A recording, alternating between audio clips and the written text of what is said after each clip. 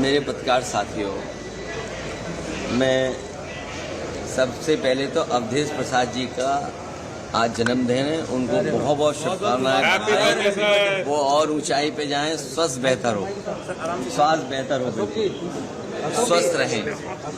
देखिए, ये जाति का सवाल कोई नया नहीं है।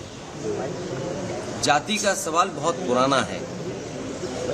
मैं उन बातों में नहीं जाना चाहता हूं।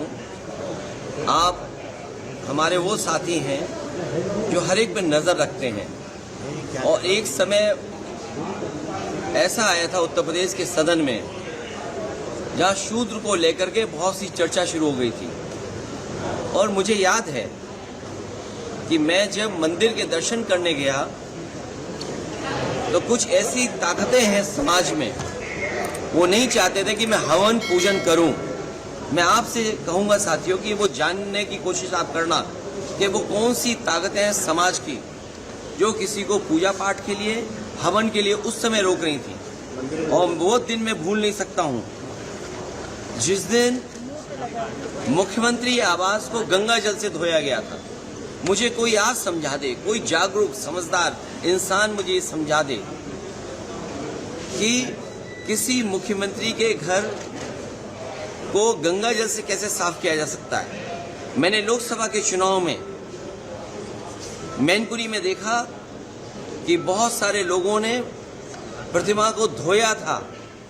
अगर ये सब बातें मैं भूल जाऊं एक बार को, लेकिन उसके बाद मैं कन्नौज में उस मंदिर में गया था जिस मंदिर में जाकर के पहली बार मैं चुनाव जीता था, और मेरे वहां आने के बाद मंदिर धोया गया था।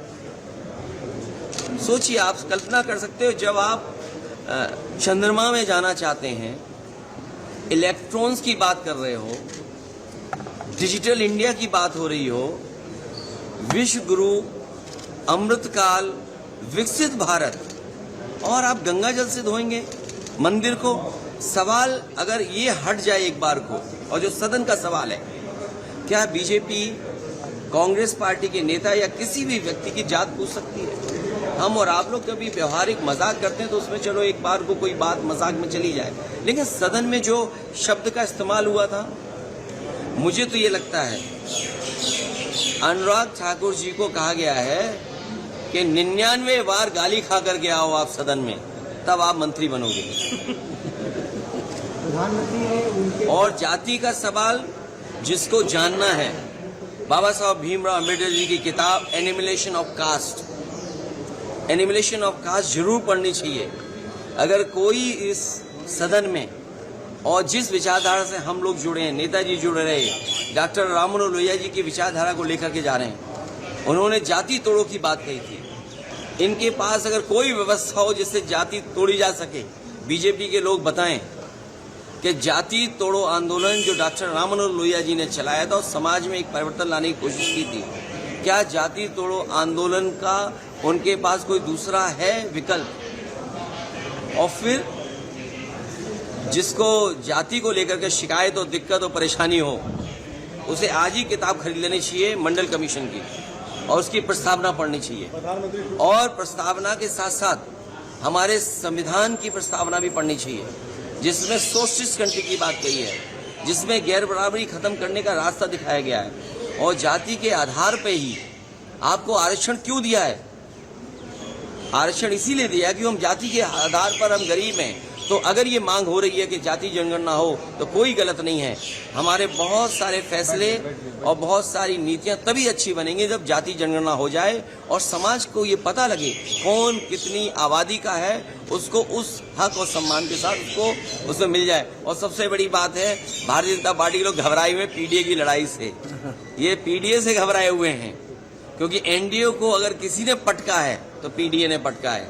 और जो लोग कहते थे एम बाई गठबंधन, हमारे पीडीए ने एम बाई को हराने का काम किया है। इसका जवाब उनके पास नहीं है। सब प्रधानमंत्री जो अपलोड कर रहे हैं अनुराग ठाकुर के स्टेटमेंट को, उस पर कुछ उनके लिए कहा है कि वो 99 बार इस तरह का कहें सदन में, तब वो मंत्री बनेंगे। सर एंटी कन्वर्जन मैं पत्रकार साथियों से हाथ जोड़ूंगा। कल भी मैंने कहा कि आप मुख्यमंत्री से क्या उम्मीद करोगे, उससे कोई और उम्मीद कर सकते हैं आप कोई उम्मीद ये कर सकते हैं कि किसानों की आय दोगुनी करेंगे? क्या उनसे उम्मीद कर सकते हैं कि आज के जमाने के हिसाब से किसान के लिए वो मंडी बनाएंगे? जितने बड़े पैमाने पर नौजवान बेरोजगार हैं, क्या उनको नौकरी देने का बात कहेंगे?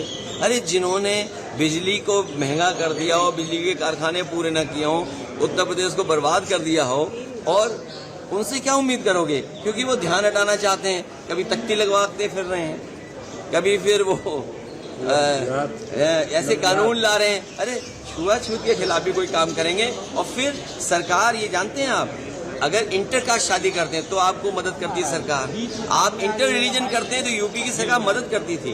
तो इसी सरकार से पूछो कि पिछले 6 साल से जो पॉलिसी बनी हुई थी कि इंटर रिलीजन शादी में सरकार मदद करेगी, तो ये बताएं कि सरकार मदद करेगी कि वो भी खत्म कर दिया कानून?